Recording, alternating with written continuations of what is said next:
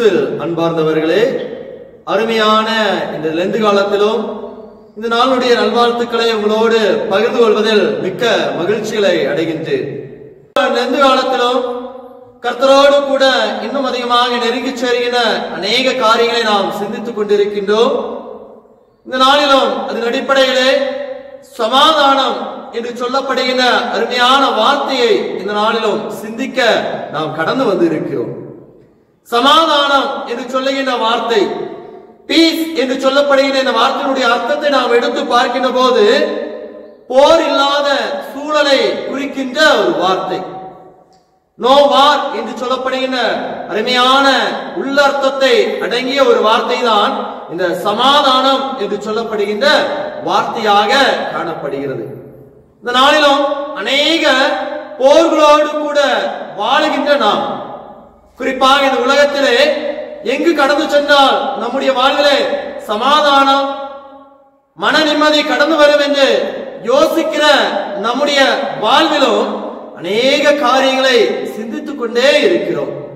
நாம் வாழுகின்ற சமூகம், நம்முடைய குடும்பம், நம்முடைய திருச்சபை, நாம் வாழுகின்ற நிலைகள் என்று சொல்லி எல்லா இடத்திலும் அமைதியை விரும்புகின்றவர்களாக காணப்படுகிறோம். ஆனால் திருமுறை நமக்கு கற்றுத் தருகின்றது சமாதானத்தை குறித்து. மத்தேயு 5ஆம் அதிகாரம் 9வது வசனத்தில் அழகாக சொல்லப்படுகிறது. சமாதானம் பண்ணுகிறவர்கள் பாக்கியவான்கள், அவர்கள் தேவனுடைய புத்திரர் எனப்படுவார்கள் என்று அழகாக சொல்லப்பட்டிருக்கிறது. சமாதானத்தை விரும்புகிற நாம் சமாதானம் பண்ணுகிறவர்களாக இந்த உலகத்திலே கடந்து வர வேண்டும்.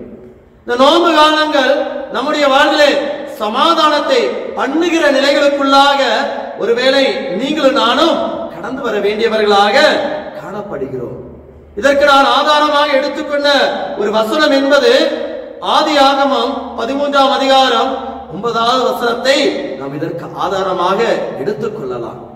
ஆபிரகாமும் லோத்துனுடைய நிகழ்வு அந்த இடத்திலே அழகாக சொல்லப்பட்டிருக்கின்றது.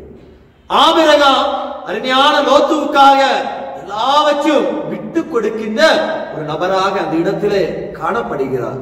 அருமையான இந்த 9வது வசனத்திலே நாம் பார்க்கின்ற போது, நீ வலதுபுறம் போனால் நான் இடதுபுறம் போகிறேன் என்று சொல்லி அழகாக விட்டு கொடுத்து அந்த இடத்திலே சமாதானத்தை நிலைநாட்டுகிறவனாக கடந்து வருகிறார். நம்முடைய வாழ்விலும் இந்த நோன்பு காலத்திலே விட்டு கொடுத்தல் இந்த மனப்பான்மையின் வழியாக சமாதானத்தை முதலாவது நாம் நிலைநிறுத்தி கொள்ளலாம். இரண்டாவதாக நாம் பார்க்கின்ற போது மீகா 4ஆம் அதிகாரம் 4வது வசனம் சொல்லுகிறது, அவனவன் தன் தன் திராட்சை செடி நிழலிலும் தன் தன் அத்திமரத்தின் நிழலிலும் பயப்படுத்துவார் இல்லாமல் உட்காருவார்கள்.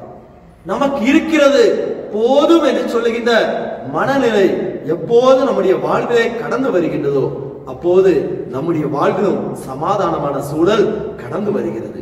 இந்த நோன்பு காலங்கள் சமாதானத்தை விரும்புகின்ற நாம், ஆண்டவருடைய சமாதானத்தை விரும்புகின்ற நாம், நம்முடைய வாழ்விலும் நமக்கு இருக்கிற நிலை போதும் என்ற நிலை கடந்து வருகும் என்றால் நம்முடைய வாழ்வும் சமாதானத்தை உரித்தாக்குகின்றதாக கடந்து வருகின்றது.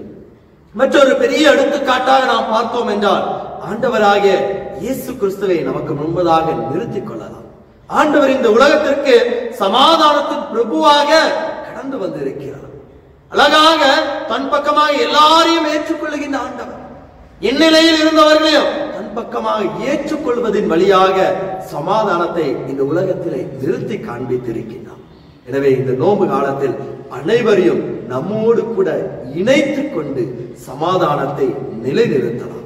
இந்த 3 காரியங்கள் இந்த நோன்பு காலங்கள் நம்மோடு கூட பயணிக்கின்றோம். அனைவரும் நம் பக்கமாக இணைத்துக் கொள்ளுகிற ஒன்று சமாதானத்தை கொண்டு வருகிறது. விட்டு கொடுக்கிற மனப்பான்மை நம்முடைய வாழ்விலே சமாதானத்தை கொண்டு வருகின்றதாக கடந்து வருகின்றது. அதே போல நம்முடைய வாழ்வின் வழியாக சமாதானத்தை வெளிப்படுத்துகின்றவர்கள் நாம் இந்த உலகத்திலே சமாதானம் பண்ணுகிறவர்களாக கடந்து செல்கின்ற போது நம்முடைய வாழ்வும் அதே போல சமூக வாழ்விலும் நம்முடைய குடும்ப வாழ்விலும் சமாதானத்தை நிலைத்திருக்க கர்த்தர் ஆசீர்வதிப்பாராக. இந்த நோன்பு காலம் முழுவதும் நம்முடைய வாழ்வு சமாதானத்தோடு ஆறுதலோடு கூட கடந்து செல்வதாக.